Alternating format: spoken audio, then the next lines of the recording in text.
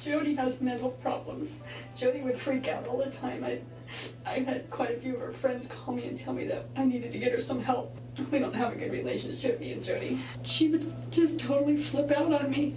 And I had one of her friends call me in the middle of the night, call us one night and say, you need to get Jodi some help. What do you mean she would flip out on you? Just like call me 1 minute happy and the next minute in tears. Like she was a total different person. Feel like you wanted to help her, but she wouldn't let you, kind of situation. Yeah, and she wouldn't ever tell me what she was crying about. But it was like a total, I mean, like something would snap and she would all of a sudden be in tears and call me back and, you know. And is she on any kind of medication at all? Or? No. Do they do a psychiatric evaluation when they do things like this? I'm sure they will. I'm sure they will. It doesn't come up in every case, but in her situation, it's something that'll probably happen. And her friend called me one night and he said he even called some hotline to ask him questions about what she was doing. And they said, sounds like she really needs some help, but she wouldn't do anything. I mean, I didn't really bring it up to her. I thought if I got her up here where we could take care of her, that things would be okay. Sounds like she really needed some help. Parents, if you have adult children or children with mental health issues, do not go it alone. Time for the Behavior Bureau. Back with my co-host, Mark Eiglars. Joining the two of us, clinical psychologist Judy Ho, Sirius XM radio host Jenny Hutt, forensic psychologist Cheryl Arrett. Cheryl, I'm going to go to you first. I want you to talk about the flipping and flopping that we heard the mom describing in that tape, but I have no patience for any of this, guys. I'm sorry. I'm beside myself. The fact that we have people in Aurora, Colorado, in Newtown, Connecticut, with severe mental health issues, who I have deep empathy for them. When they're ill and they get help, we can help them. When they don't and they kill people, I got nothing. Cheryl, what about the flipping and flopping? Well, we've got to stop waiting until somebody gets murdered before we do anything about this. This flipping and flopping is like a turning on a dime kind of thing. Now, the kind of thing that Jodi has, there's a book about it called I Hate You, Don't Leave Me.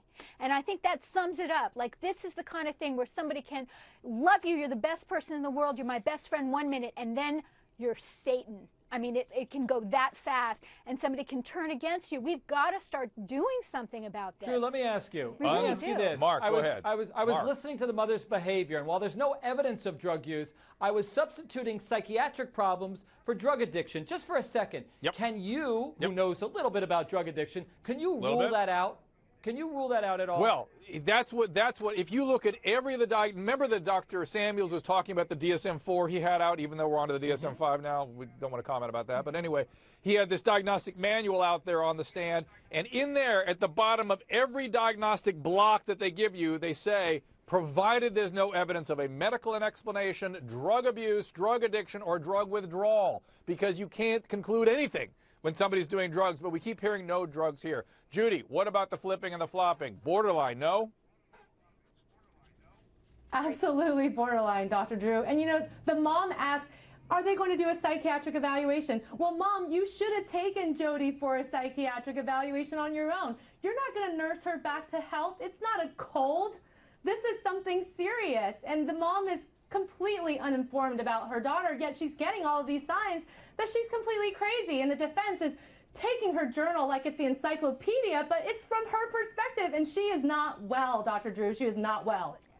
And we could have had deep empathy for a Jodi Arias, but instead we end up having enmity and nothing else. Cheryl, were you trying to say something? I was trying to say something, Dr. Drew, actually. Well, Jenny, but before you do, I want to ask you directly this question. Yeah. Laying the blame at the foot of the parents, are we merely creating more Jodi Arias victims?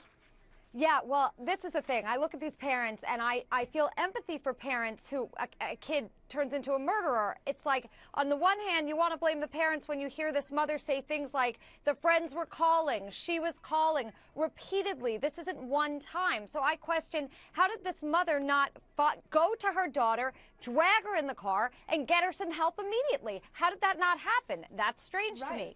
But I'm not in the house. I'll tell you why. But Jenny, I'll tell you why, because I deal with this all the time. People go, oh, I don't want to hurt my relationship with my child. It's an adult child, mind you, so they don't have real control of these people. But listen, I've told parents 100 times, get a conservatorship. They're going to die if you don't do it. I guarantee they're going to die. I'm not usually worried about other people dying. I'm worried about them killing themselves. But and guess what? Go ahead, Jenny. I was just going to say, but what's so sad about this, Dr. Drew, and you're right, exactly the advice that you give people is correct, but what's so sad is these parents think she did it too. These are parents who don't seem, they seem devastated, but not exactly shocked by the news. Interesting. That tells you, I mean, Jenny, that is exactly the point. These tapes tell you everything you need to know.